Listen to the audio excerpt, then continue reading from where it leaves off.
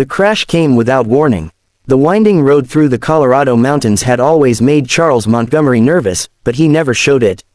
He was used to being in control of his company, his boardroom, even the media narrative surrounding his name. But not the weather, not the cold, relentless rain slamming against the limousine's windshield like it was trying to warn them. Inside, the cabin was silent except for the low hum of tires on wet asphalt. 12-year-old Lila Montgomery sat curled in the corner seat, her long legs pulled up to her chest, pink headphones resting silently around her neck. Her tablet screen was dark.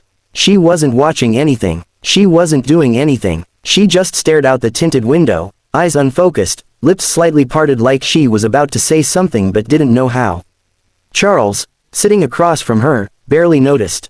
He was scanning through legal documents on his own tablet, checking in on an international merger that was just days away from closing. He was half reading, half planning his next move, when he glanced up and caught Lila's blank expression. He frowned. "Everything all right, sweetheart?" he asked, his voice casual but clipped.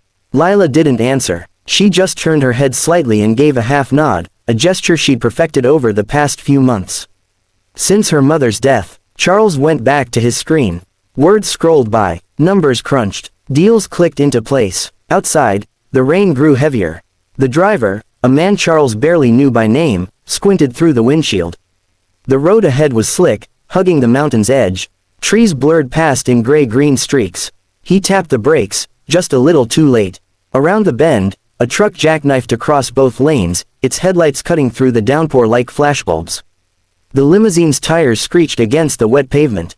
Time bent sideways. Charles looked up, eyes wide, just in time to see the wall of metal and light closing in. Glass shattered. Metal groaned. The limousine spun, its heavy body sliding like a toy across the road. Lila screamed, a sound so raw and terrified it tore through Charles more violently than the crash itself. And then everything went black. When Charles came to, he was lying on a hospital bed with a sharp ache in his ribs and the sterile white of the ceiling glaring down at him. A nurse was speaking to someone behind the curtain, but the words were distant, muffled. He turned his head, wincing at the pain. "Lila," he croaked. His voice didn't sound like his own. "Where's my daughter?" The nurse rushed to his side. "Sir, please stay still." "Where is she?" he demanded, louder now, his voice gaining strength from sheer panic. They didn't answer right away. That told him everything. Hours passed like a slow drip of poison. Then came the surgeon, the neurospecialist, the words no father should hear. Spinal trauma, T12 vertebrae crushed, complete paralysis from the waist down. She was lucky to be alive. When he finally saw her, Lila lay motionless in the hospital bed, her eyes open but dim. Her legs, once always swinging, climbing, moving, now lay perfectly still under the thin blanket. She didn't cry. She didn't ask questions. She just stared at the ceiling, like she didn't want to be there anymore. Charles sat beside her, holding her hand in both of his, whispering apologies that sounded hollow even to himself.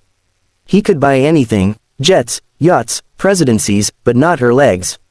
Not her laughter. Not the part of her that the crash had stolen. And in that moment, for the first time in his life, Charles Montgomery felt powerless. The garage was small, cluttered, and smelled faintly of oil, metal shavings, and old coffee.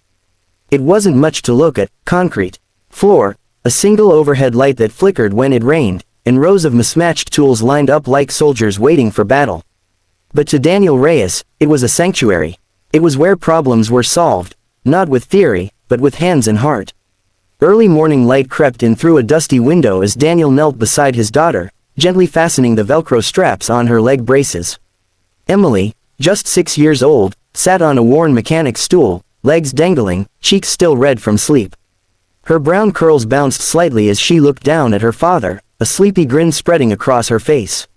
"You tightened them too much again," she said with a giggle. Daniel smiled. "You always say that, because you always do it," she replied, sticking out her tongue. He eased the strap back a notch, then helped her to her feet. Emily took a moment to find her balance. Her braces extended from her hips to her ankles, custom built over months of trial and error. She gripped the walker Daniel had reinforced with carbon fiber tubing and took a careful step. One, then another. The sound was soft but steady, click, click, click, as her metal joints locked and released. She moved across the garage floor like a wind-up toy learning to dance. Daniel stood, watching her with a mix of pride and fear that never quite went away. Every step she took reminded him of the moment she was born, blue and silent, doctors rushing around her like a hurricane. They had said she would never walk, that she might never live independently, that he should prepare for a life of limits. He hadn't accepted that, couldn't. A former mechanical engineer, Daniel had left his job at a major tech firm after Emily was born. His wife had left not long after that, unable to handle the stress. It had just been the two of them ever since, Daniel and Emily, tinkering their way forward. He had sold the house, downsized to a small rental, and poured every bit of his savings into tools, research, and parts. He had no funding, no lab, no institutional support. But he had love, and relentless determination. By now, Emily could walk short distances with her braces. She could stand on her own for minutes at a time. She could play tag, slowly, but fiercely. The doctors who once said, never, now said, we don't know how this is possible. Daniel just nodded. He knew. It was possible because he believed in her more than anything else in the world. He was wiping grease off his hands when the email arrived. His laptop, perched on an old filing cabinet, pinged with a new message.